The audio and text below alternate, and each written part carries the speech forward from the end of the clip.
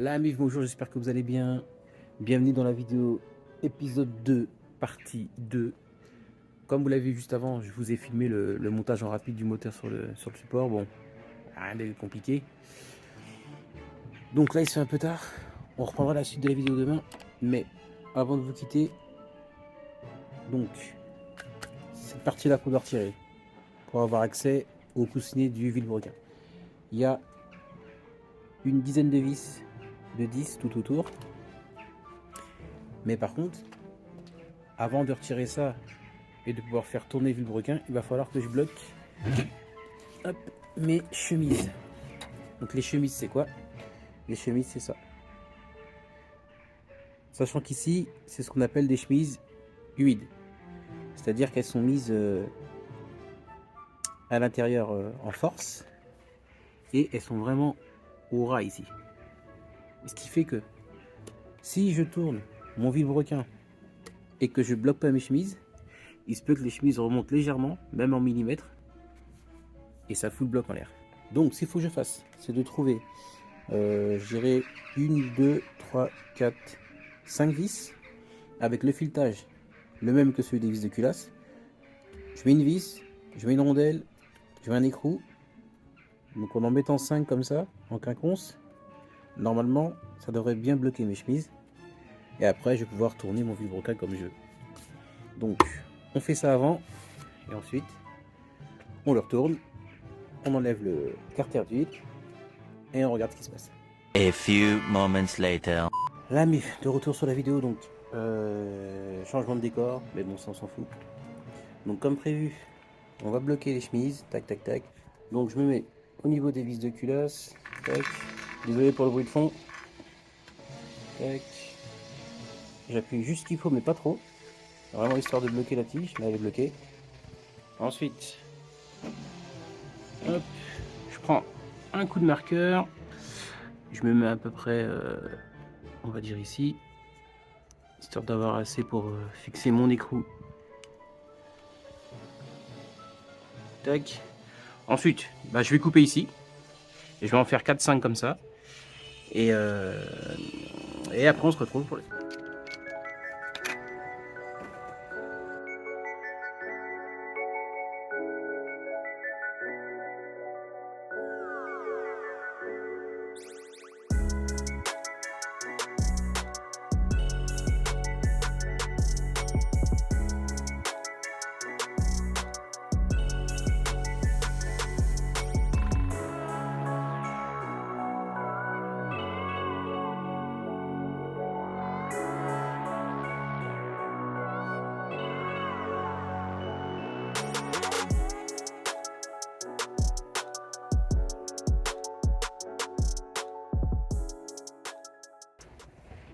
Hop, donc ça donne ça.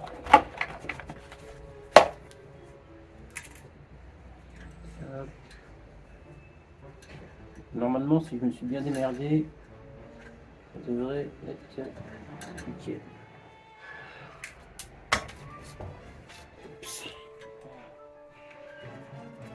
Okay.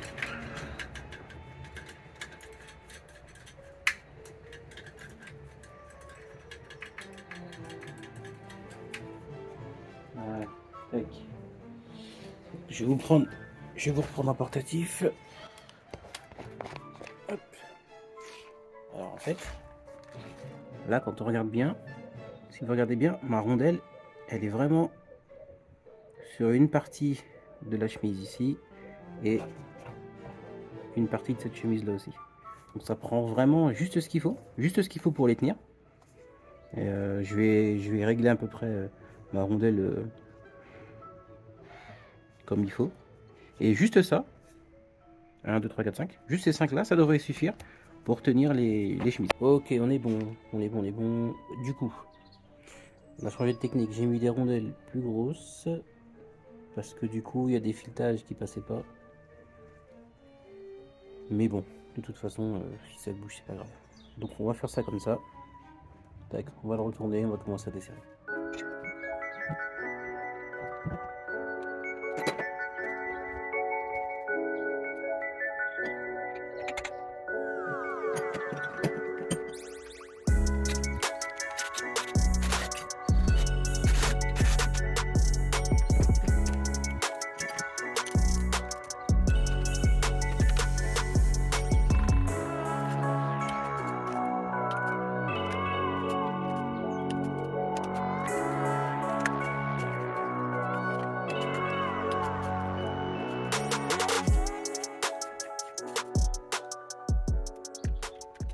Bon les amis, j'ai un gros problème. Donc les vis là, elles ont réussi à partir tranquille. Tac tac tac. Par contre là, eh ben, celle-ci elle a foiré. Elle a foiré, donc je sais pas comment je vais faire pour la récupérer. Je suis deg. Parce que du coup, si j'arrive pas à l'enlever, bah la vidéo, la vidéo elle sert à rien. Donc je sais pas, on va réfléchir. Mais ça sent vraiment, mais vraiment pas bon. Bon les gars, j'ai réussi à desserrer la vis. Je vais vous montrer comment j'ai fait. Yes, ouais.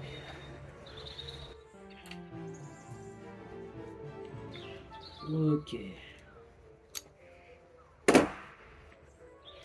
Alors en fait, bah c'est tout simple. J'ai mis une douille Torx, enfin une douille 12 pans femelle en force. J'ai mis du dégrippant au niveau de la base de la vis. J'ai attendu un petit peu et c'est venu tout seul. Donc si jamais ça vous arrive. Bon, bah du coup on va pouvoir enlever le carter. Franchement j'y croyais pas. Allez, c'est parti. Donc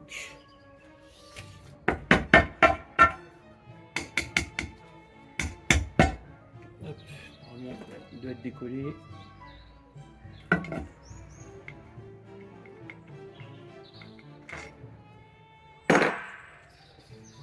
Attention.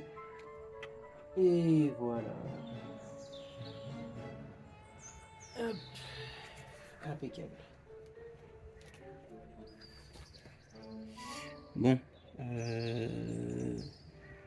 Déjà au niveau de l'huile, ça n'a pas l'air de briller. Donc on peut déjà se dire que le fil de requin n'est pas marqué ou les coussinets n'ont pas morflé tant que ça. Mais bon, ça veut tout et rien dire en même temps, mais c'est déjà un bon indicateur. Ensuite, il va falloir qu'on retire quoi, la crépine d'huile qui est là. Ça c'est quoi? Tac. Ça, je sais pas ce que c'est. Ah si, ça doit être un carter anti-déjaugeage. Ça ressemble à ça en tout cas.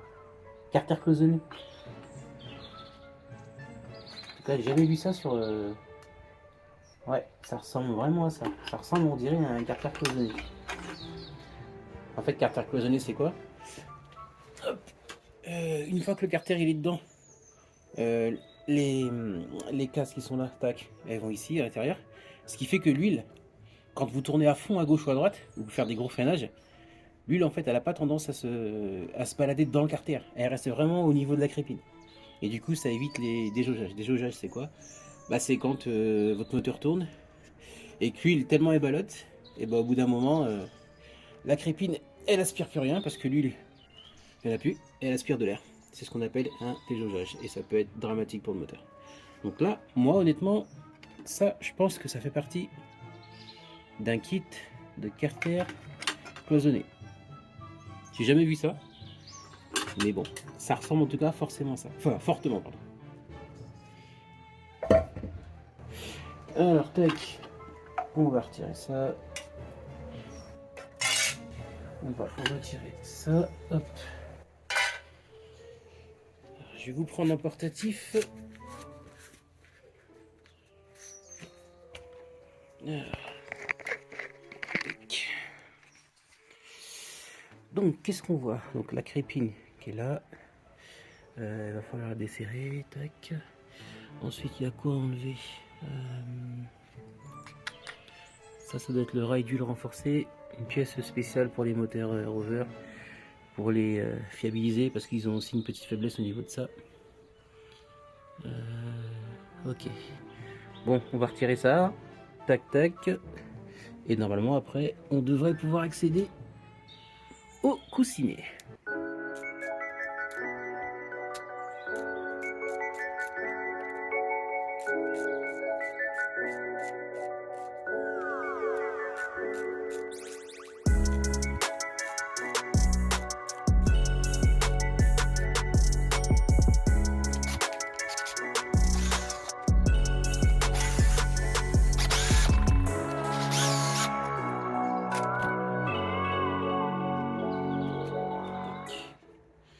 Hop, la crépine. Normalement, il y a un filtre à l'intérieur. On va pas le voir. J'essaie de vous le montrer. Ça va être compliqué. Là, ce que vous entendez là, c'est le filtre. Hop. Et ça, c'est bien ce que je pensais. Donc sur les moteurs MG, il y a un défaut sur ces véhicules là aussi. C'est que, en fait, je pense que la crépine est prise directement ici.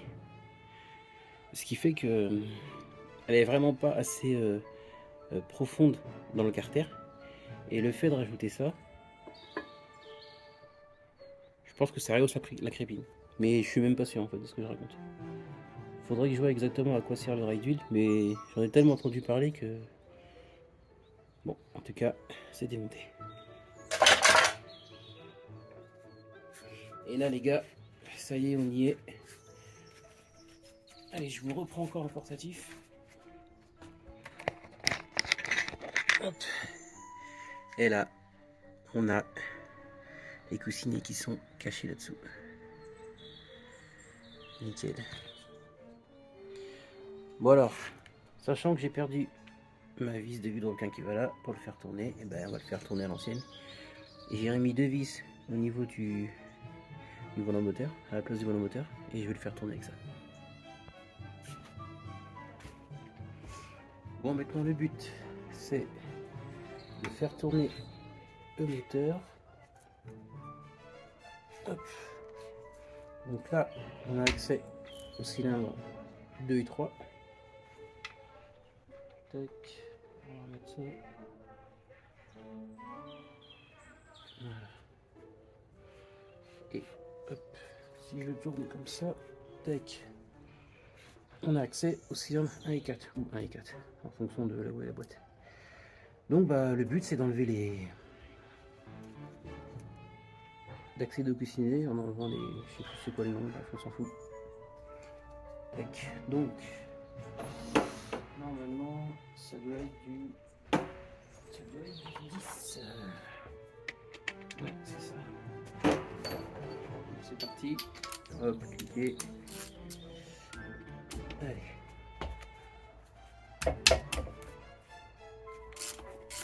Hop. Hop. Tac. Ok. Là, on est bien. Serrer à la main vite fait. Je vais faire les 2 autres. Hop. Allez. Continue. Même topo.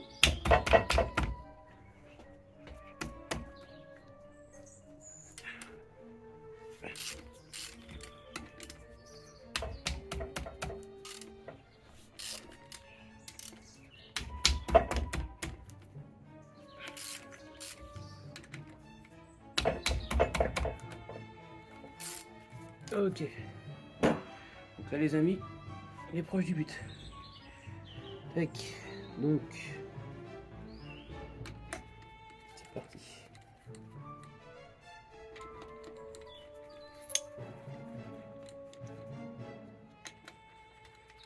Donc là je rappelle, on est sur le cylindre pardon 2 et 3.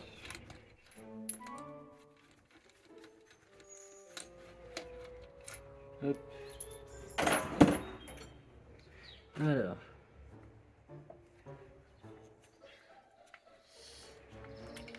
Tac. Je sais pas si on va bien. Cylindre 2 et 3. Bon. Je saurais pas vous dire si c'est bien ou pas. C'est marqué un petit peu, mais bon. Je vais essayer de les ranger par ordre et puis on regardera ça de plus près après.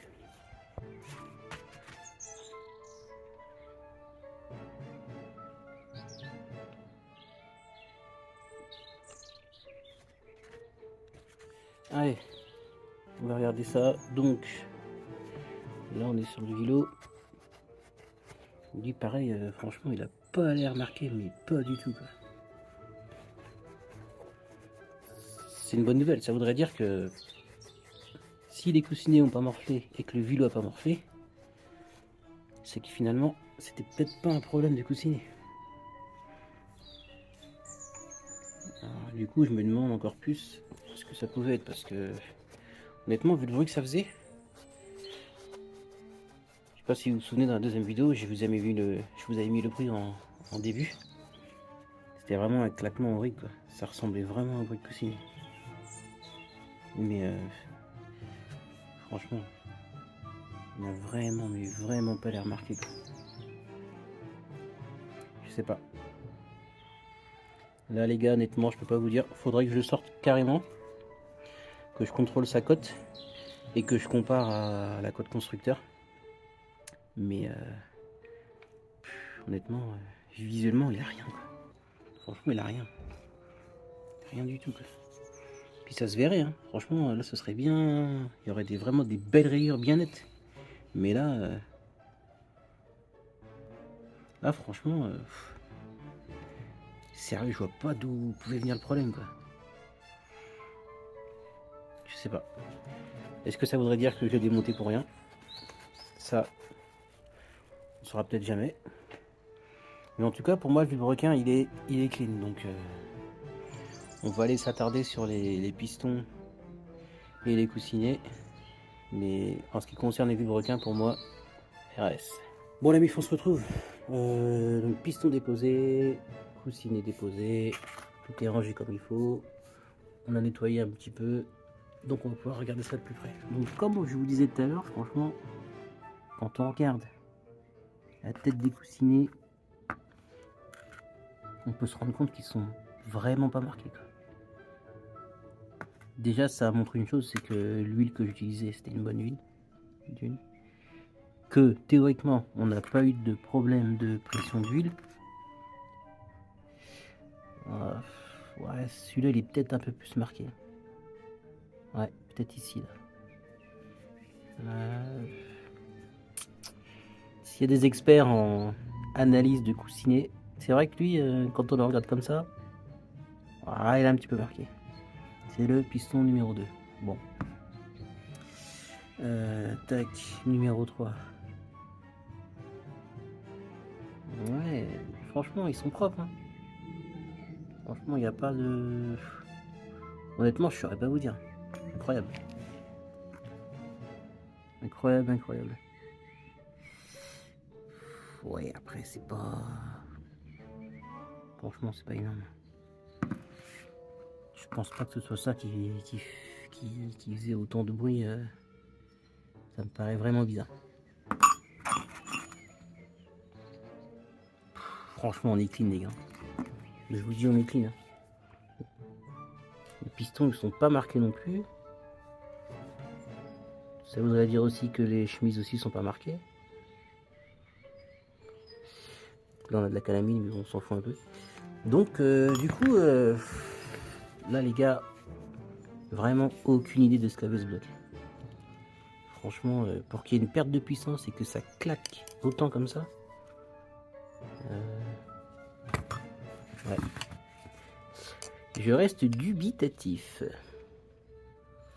Honnêtement, je peux vraiment pas vous dire. Faudrait que... Je sais pas. Je sais pas du tout, mais... J'en sais rien du tout. Ouais, il y a un petit peu marqué, mais c'est bon. On va aller voir les chemises. Mais on verra pas très bien ici, malheureusement, mais... Après, c'est pas... franchement...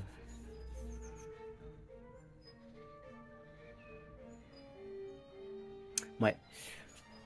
Ouais, bah honnêtement les gars, je peux pas vous dire. Je sais pas ce qu'avait ce moteur là. Tout ce que je sais, c'est qu'il n'y avait plus de puissance et qu'il claquait bien fort.